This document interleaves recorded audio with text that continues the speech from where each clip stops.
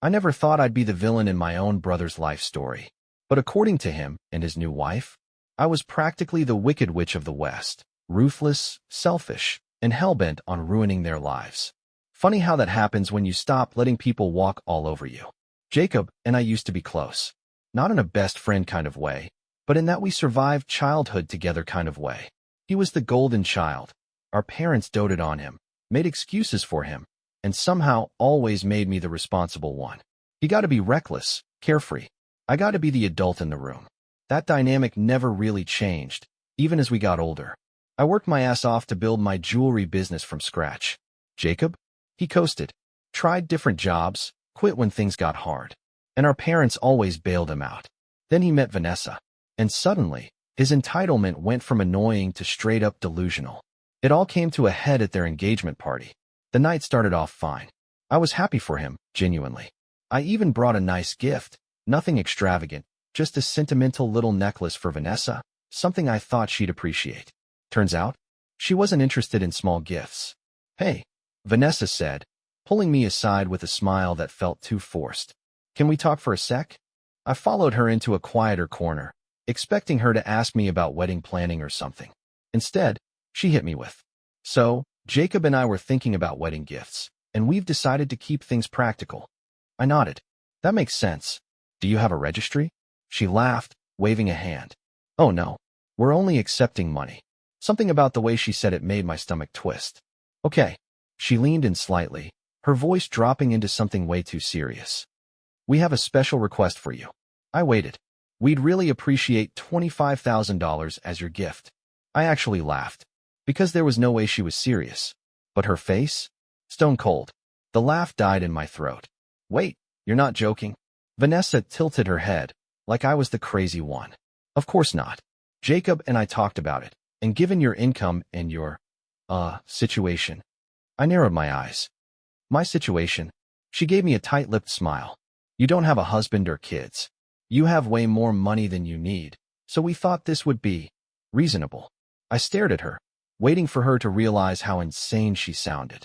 But she just stood there, like she had just asked for a completely normal favor. It took me a second to find my voice. "Vanessa," I said, slowly, carefully, like I was speaking to someone who had just suffered a serious head injury. "There is no world in which I'm giving you $25,000 just because you think I should." Her smile didn't even waver. "But it's for family." I let out a short, humorless laugh. "No, absolutely not." And that's when the real Vanessa came out.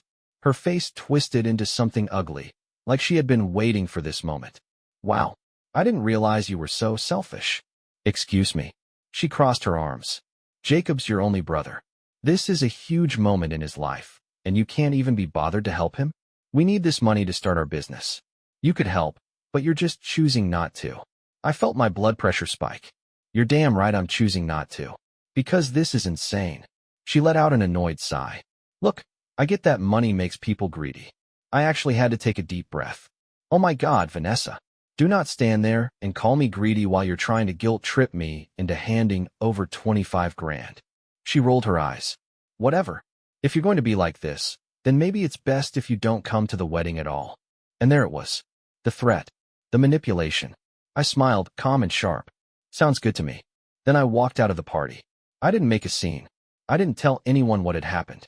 I just said I had a headache, hugged my parents goodbye, and went home. And as soon as I stepped through my front door, I called Jacob. He picked up on the third ring, sounding annoyed. "What?" I wasted no time. "Did you know Vanessa just asked me for 25 grand? A pause. Then, casually, "Yeah." I blinked. "Yeah? That's it." He let out a long sigh. "Look, we talked about it, okay? It's not a big deal. You make a shitton of money, and Vanessa and I are trying to start something real here. You could help, and you just won't." Something cold settled in my stomach. "Jacob, do you even hear yourself?" He groaned. "God, you're so dramatic." I clenched my jaw. "You live in my apartment for free. I've given you thousands of dollars over the years. And now, because I said no for once, I'm dramatic?" He scoffed. "That's different." "How?" Silence. And that's when it hit me. He had never thought of me as family. I was just a resource. A safety net. Someone to use. I let out a slow breath, my hands shaking from the sheer rage I was trying to contain. "You know what?" You and Vanessa deserve each other. Then I hung up, and I thought that was the end of it. But Jacob and Vanessa? They weren't done with me yet. I woke up the next morning to a storm of texts. Jacob, are you serious right now? Jacob, you just walked out? Jacob, you're being ridiculous. Call me. Then Vanessa's message, short and to the point. Vanessa, you owe us this. Grow up. I stared at my phone, debating whether to respond. But really, what was the point? I wasn't about to change my mind, and they sure as hell weren't going to suddenly realize how entitled and insane they were acting. I set my phone down, took a deep breath, and made myself a cup of coffee. I wasn't going to let them ruin my morning. But then, about an hour later, I got a text from my mom. Mom, sweetheart, Jacob and Vanessa said there was some kind of misunderstanding? Mom, they said you got upset over the wedding gifts? Mom, can you just talk to them? I sighed so hard I nearly deflated. Of course, they ran to Mom and Dad. Of course, they spun it like I was the problem. I called her. She picked up immediately, like she'd been waiting by the phone. Hi, honey, she said, her voice softer than usual. Are you okay? I pinched the bridge of my nose. Mom, what exactly did Jacob tell you? She hesitated. Just that you got upset over something Vanessa said. That maybe things got a little heated. I let out a sharp laugh. Oh, things got heated, all right. Did he also mention that Vanessa demanded $25,000 from me? Silence. Then, a quiet, stunned, she what? Yeah. Apparently, since I'm single and make good money, I should be honored to support their future. And when I said no, she told me not to bother coming to the wedding. I expected shock, outrage, some kind of reaction.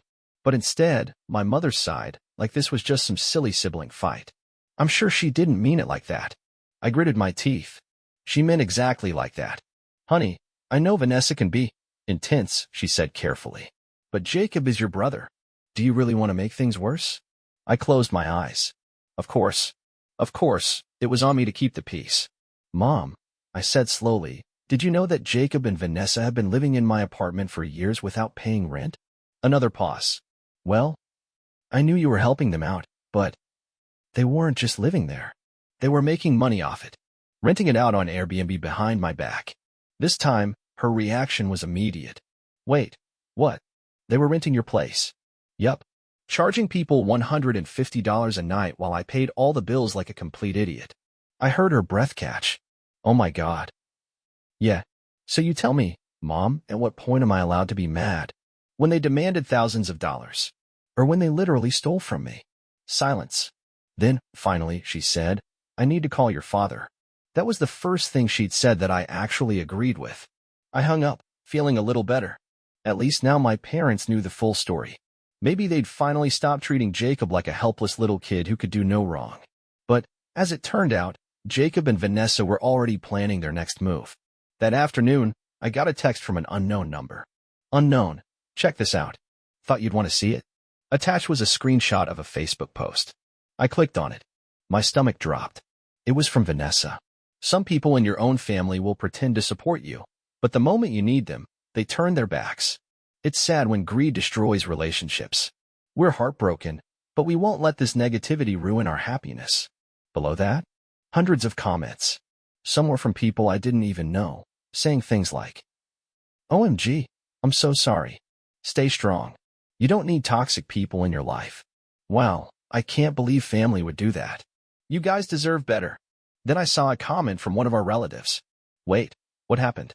And Vanessa's response? We don't want to name names, but let's just say someone in our family is very wealthy and refused to help us in our time of need. Instead, they kicked us out of their home. On our wedding week. We're devastated. I almost threw my phone across the room. These manipulative little shits were trying to make me look like the villain. I took a deep breath. Okay, fine. You want to play dirty? Let's play. I scrolled through my messages, found the screenshots of Vanessa demanding the $25,000, and took a deep breath before posting my own status. Funny how people only tell half the story. Here's the truth. My brother and his wife lived in my apartment for free for years. Not only that, but they were secretly renting it out on Airbnb and making money off of me. When I found out, I told them to leave. Oh, and before that, they demanded I give them $25,000 as a wedding gift, and when I said no, they uninvited me. But sure, I'm the greedy one. Then I attached every single screenshot. And I hit post. Within minutes, the comments started pouring in. Holy shit. Are you serious? So they were stealing from you and still wanted money? Jacob and Vanessa are scammers. And then, my favorite comment. Someone tell Vanessa to delete her post. She looks stupid now. I sat back, a slow satisfaction settling in my chest. Jacob and Vanessa thought they could spin this their way. But they forgot one thing. I had receipts. It took less than an hour for Vanessa to delete her Facebook post. I knew the second it happened because my phone exploded with messages.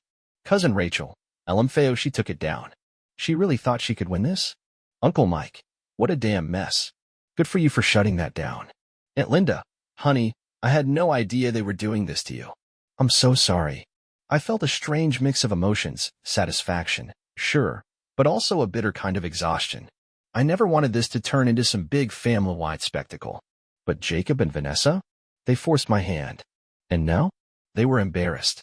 Good. For the rest of the evening, things were quiet. No calls. No texts. Just me, curled up on my couch, sipping a glass of wine and watching some mindless reality TV. Then, around midnight, my phone buzzed. Jacob. I stared at the screen, debating whether to answer. My gut told me not to, but a small part of me, the part that still remembered the good version of my brother, wanted to hear what he had to say. I sighed and picked up. Silence for a second. Then, his voice, low, cold, furious. You're a real piece of work, you know that? I actually laughed. Oh, please. You started this, Jacob. You and your greedy-ass wife. You've humiliated us, he snapped. In front of our entire family. I rolled my eyes. No, Jacob. You humiliated yourself. You and Vanessa tried to play victims, and it backfired. That's not my fault. You had no right to put our private business out there. I scoffed. Private business? Oh, you mean how you were secretly making money off my apartment? Or how Vanessa demanded 25 grand from me? Yeah, sure. Very private. Jacob was silent. And for the first time, I wondered if he actually realized how badly he'd messed up. Then, his voice dropped lower. You're gonna regret this. I frowned. Excuse me. I mean it, he said, his voice dead serious. You think you've won? You think you're so smart? Just wait. You have no idea what's coming. Something about the way he said it sent a cold chill down my spine. But I refused to let him see that. So I forced a laugh. Jesus, Jacob. Are you actually threatening me right now? A pause. Then, no. Just saying. Don't be surprised when this bites you in the ass. And then, before I could respond, he hung up. I stared at my phone, my heart pounding. What the hell did that mean? I didn't have to wait long to find out. The next morning, I woke up to an email from a lawyer. Dear my name. My clients, Jacob and Vanessa, last name, have informed me that they have been unlawfully evicted from their residence of several years, causing them severe emotional distress and financial hardship. Given the sudden nature of their displacement and the loss of personal belongings, they are seeking an amicable resolution, which may include financial compensation for damages incurred.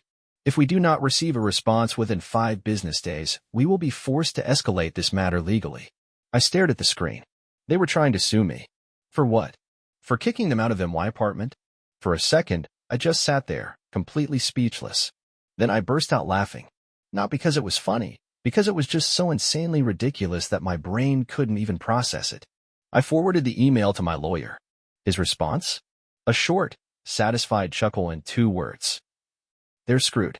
That's when I knew. I was about to bury them. I wasn't even mad anymore. No, at this point, I was genuinely impressed by how far Jacob and Vanessa were willing to take their delusions. They were trying to sue me for what? For enforcing basic property laws? For evicting squatters? For not funding their ridiculous lifestyle? I could barely contain my glee when I called my lawyer. Please tell me you're in the mood to destroy someone today, I said as soon as he picked up. He chuckled. I read the email. They have no case. That's what I thought, I said, pacing my kitchen. But let's not just shut them down. I want them to regret ever pulling this stunt. Oh, don't worry, he said, his voice almost too calm. They're about to have a very bad week. I didn't even have to lift a finger. My lawyer sent them a formal counter notice, outlining every single reason why their case was laughable, and, just for fun, he included a warning that if they proceeded with legal action, we'd be countersuing for fraud and damages. And just like that, radio silence. For the first time in weeks, Jacob and Vanessa vanished. No texts. No calls. No petty Facebook posts. It was blissful. But of course, the peace didn't last long. Because 3 days later, I got another email. But this one wasn't from their lawyer. No, this was from Jacob himself. The subject line made my stomach drop. You win. Are you happy now? I hesitated. Then, against my better judgment, I opened it. I hope you're proud of yourself. You completely destroyed our reputation. We lost friends. Family won't talk to us. We had to leave town because people wouldn't stop treating us like criminals. Vanessa's parents are furious, and we're struggling to even find a place to stay because we have no money saved up, because we were counting on UTO Help US. We were supposed to be starting our lives, and instead, we're stuck dealing with this mess you created. I leaned back in my chair, gripping my phone so tight my fingers ached. They still didn't get it. They still thought I was the problem. And that's what made me angrier than anything else. I took a deep breath, then started typing. Jacob, let's get one thing straight. I didn't ruin your life. You did. You and Vanessa made choices. You chose to lie. You chose to steal from me. You chose to try and manipulate me. And when that didn't work, you chose to try and publicly shame me. You chose to sue me. And now that you've lost, you want to blame me for your actions? That's not how life works. That's not how the real world works. Grow up. I don't feel sorry for you. And I never will. This is the last time we will ever speak. Do not contact me again. And I hit send. Then, I blocked his number. Jacob never responded to my email. Not that I expected him to. There was nothing left to say. I blocked his number, his email, everything. I didn't need to hear more excuses, more guilt-tripping, more pathetic attempts to rewrite history and make me the villain. I was done. For the first time in years, I finally felt free. The lawsuit dropped. Turns out, when your lawyer tells you you're about to get countersued into the Stone Age, you suddenly lose interest in justice. Jacob and Vanessa? Gone. They left town, apparently. I had no idea where they went, and honestly, I didn't care. My apartment? Finally rented out, to someone who actually pays.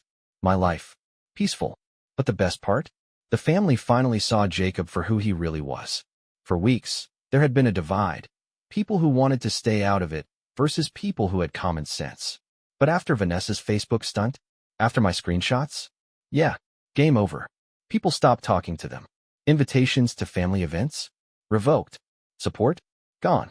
Even my parents, who had spent years making excuses for Jacob, finally saw the truth. And that was the real win. One day, months later, I got a text from my mom. Mom, I'm sorry for how we handled everything. You were right. We should have seen it sooner. I stared at my phone for a long time. Then, finally, I replied. I appreciate that. But I'm not ready to talk about Jacob. And I don't know if I ever will be. Mom, I understand. Just know we love you. And for the first time in a long time, I actually believed her. Jacob and Vanessa thought they could use me. Thought they could guilt me. Thought they could win. But they forgot one thing. I don't lose.